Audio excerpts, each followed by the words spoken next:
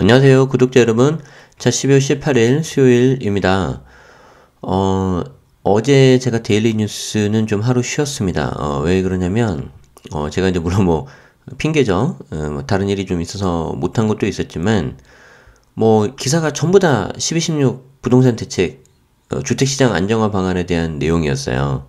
그래서 뭐, 그 전에 제가 원문 자료를 쭉 올려드렸기 때문에, 그거랑 내용도 당연히 겹치고, 뭐, 또 그거를, 뭐, 다시 여러분들이 또 들으실 필요는 없잖아요. 그래서 괜히 좀, 괜한 어떤 쓸데없는, 부담?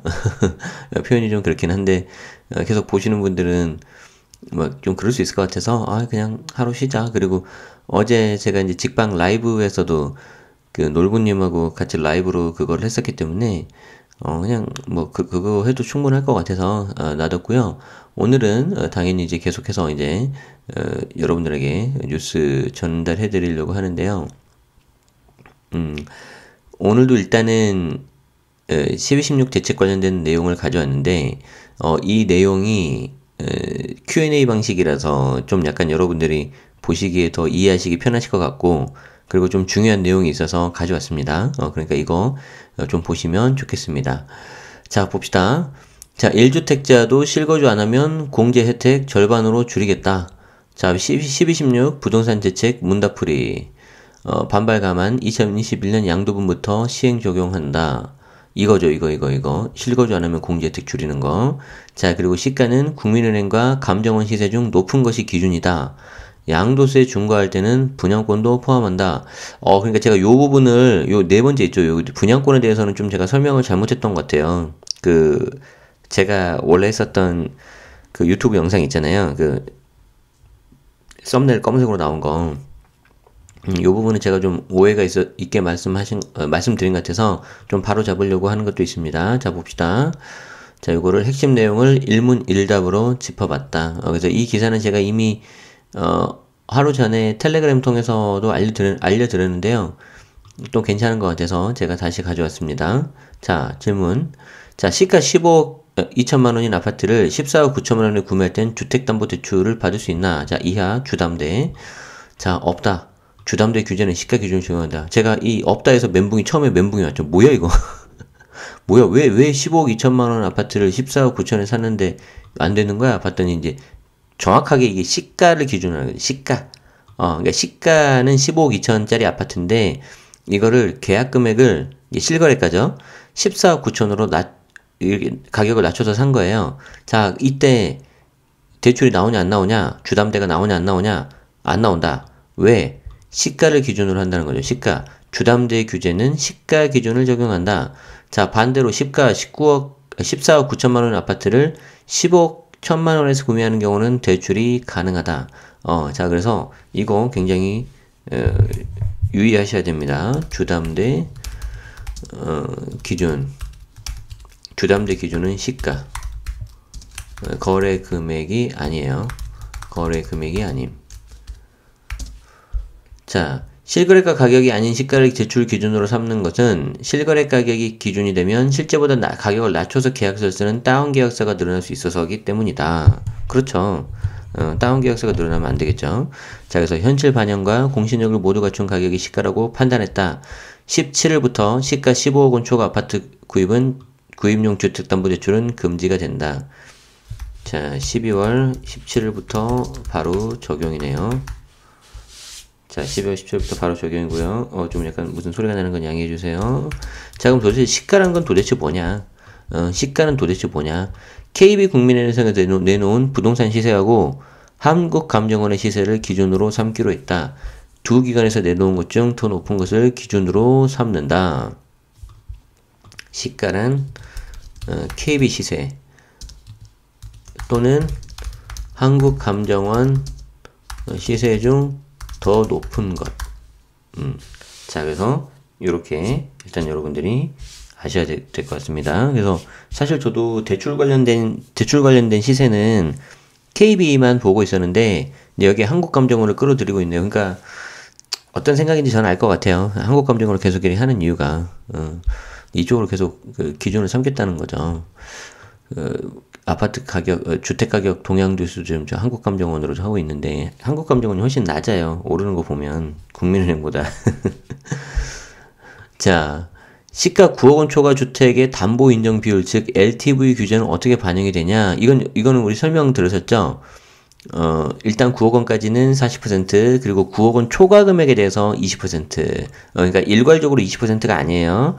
9억 초과분에 대해서만 20%.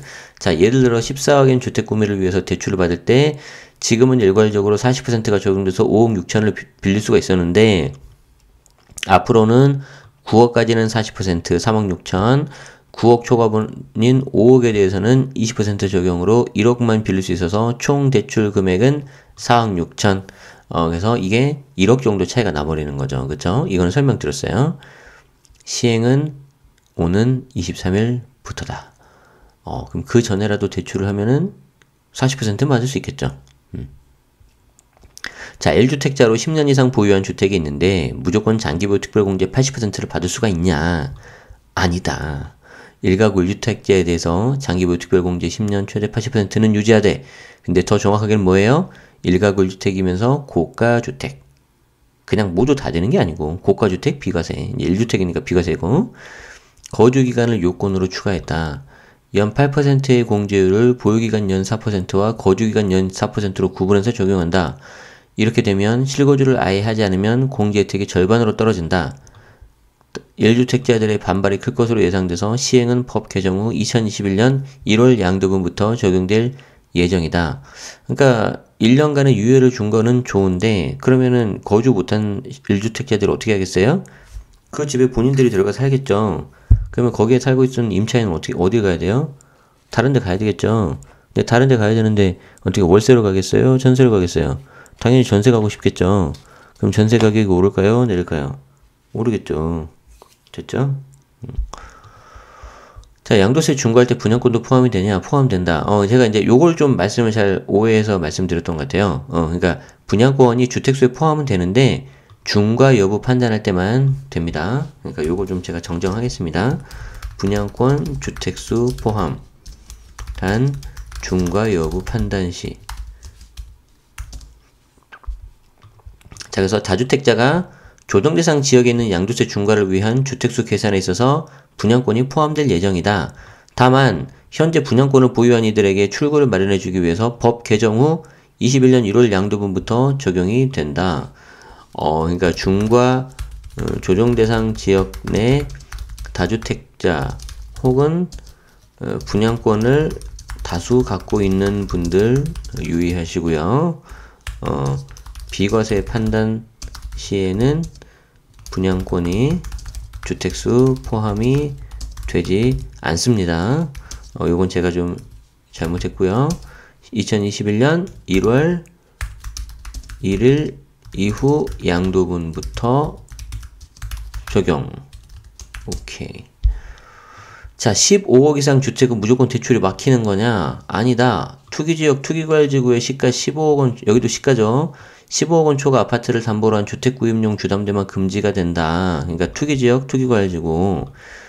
생활안정자금은 원칙적으로 연간 1억 원 한도 내에서 대출은 가능하다. 사업 운영자금 마련 목적의 주담대도 LTV 규제 범위 내에서 가능하다. 자, 이거 보시면 되겠고요. 자, 전세자금 대출을 받으면 집 살 때 대출을 못 받나? 그렇진 않다. 무주택자의 경우 시가 9억 원 이하의 주택을 구입할 땐 전세 대출을 회수하지 않는다. 그러니까 시가 9억 원 이하의 주택 구입할 때는. 그런데 전세자금 대출을 받은 사람이 2주택 이상을 보유하거나 9억 원 초과 주택을 매입할 때만 전세금을 다시 돌려줘야 된다. 그러니까 이제 하나만 가지고 있으라는 거죠. 아니면 9억 원 이하짜리를 하거나. 아시겠죠? 시가. 여기도 이제 시가입니다. 시가. 자, 일시적 2주택자가 기존 주택의 양도세 비과세 혜택을 받으려면 무조건 1년 안에 전입하고 기존 주택을 매각해야 되나? 그렇지 않다. 이것만 보면 뭔가 희망적이죠. 근데 꼭 그렇지 않아요. 자, 신규 주택 전입과 기존 주택 매각 기간이 1년으로 줄었다. 그런데 새로 산 집에, 즉 2번 집, 1번에서 2번 갈 때 2번 집, 새로 산 집에 세입자가 있으면 임대차 계약이 끝나는 기간을 고려해서 최대 2년까지 기간을 유예하기로 했다. 그런데 결국 이거 2년 안에 한다 하더라도 기존 집은 1년 안에 팔아야 돼요. 그럼 뭐야? 난 어디 가서 살라고? 어디다 또 다른 데 가서 살아야지. 그렇기 때문에 되게 조심해야 돼요. 자, 이전에 구입한 주택을 17일 이후 임대주택으로 등록하는 경우 양도세 비과세 적용을 받으려면 2년간 거주해야 되는. 자, 이거 되게 조심해야 됩니다. 자, 이게 무슨 말이냐면, 지금까지, 내가 1주택이었는데, 그 집이 무슨 뭐 고가주택이고요, 뭐 조건이 안 맞고요, 막 여러 가지 사정이 있어요. 근데 내가 이거를 어떻게든지, 비과세를 받고 싶다. 근데 거주는 못한다. 그러면 마지막으로 쓸 수 있는 카드가 뭐였냐면, 그냥 이게 4년짜리 임대주택으로 등록을 해버리는 거예요.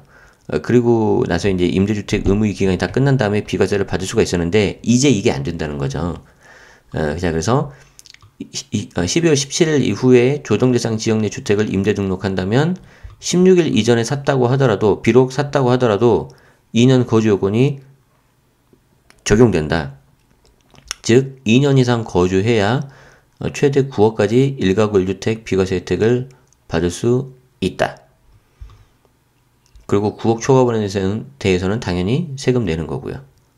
그쵸? 자, 그래서 이거 등록 안 하신 분들은 이제는 늦었어요. 그래서 요 부분 유의하시기 바랍니다. 자, 오케이. 여기까지네요. 자, 일단 여기까지 이렇게 해서 제가 설명을 드렸고요. 이게 아마 서울경제였나? 서울경제였었던 것 같은데.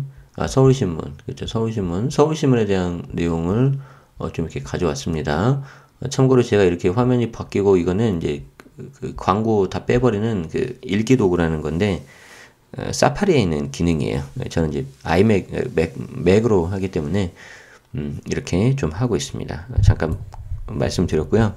자, 오늘 기사,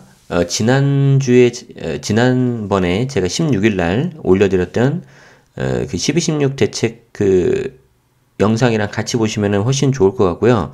제가 다시 말씀드리지만, 분양권에 있어서는 주택수 포함이 되지만, 단, 중과 여부 판단할 때만 포함이 된다. 그 부분은 제가 좀 정정을 좀 하도록 하겠습니다. 혼란 드린 점은 제가 양해 말씀드리겠습니다. 자, 오늘도 벌써 수요일입니다. 그리고 이제 다음 한 주 지나면 이제 끝이네요. 자, 이제 시간이 너무 빨리 가서 감이 안 와요. 그래서 이제 정말 생각 없이 살다 보면요, 그냥 사는 대로 생각하게 돼 있어요. 그러지 마시고, 아주 흔히 듣는 이야기지만, 여러분들이 어떻게 살지를 좀 계획하시고, 그 계획에 따라서 하시는 게 정말 좋을 거라고 생각이 됩니다. 그래서 그 부분 여러분들 잘 되시면 좋겠고요. 늘 말씀드리지만, 소중한 자기 자신을 위해서 어떻게 내가 시간을 더 확보할 거냐. 소중한 게 어떤 건지 잘 생각을 해보세요. 여러분 자기 자신한테 있어서. 재테크, 부동산, 돈, 어떤 현금 흐름 다 좋은데요. 결국에는 건강하고 시간이에요. 딱 두 개예요. 그 두 가지가 있어야 된다. 그래서 그 두 가지에 있어서 승리하는 삶을 보내시기 바랍니다. 자, 오늘자 채널 제네시스 박 데일리 뉴스 여기서 마치고요. 그리고 영상을 많이 보셔서 굉장히 감사한데요. 이왕이면 구독까지 해주시면은 제가 이제 새로운 영상 나올 때 바로바로 받아보실 수가 있습니다. 그리고 많이들 시청해 주신 점 다시 한번 감사드리겠습니다. 고맙습니다. 저는 다음 시간에 또 뵙겠습니다. 고맙습니다.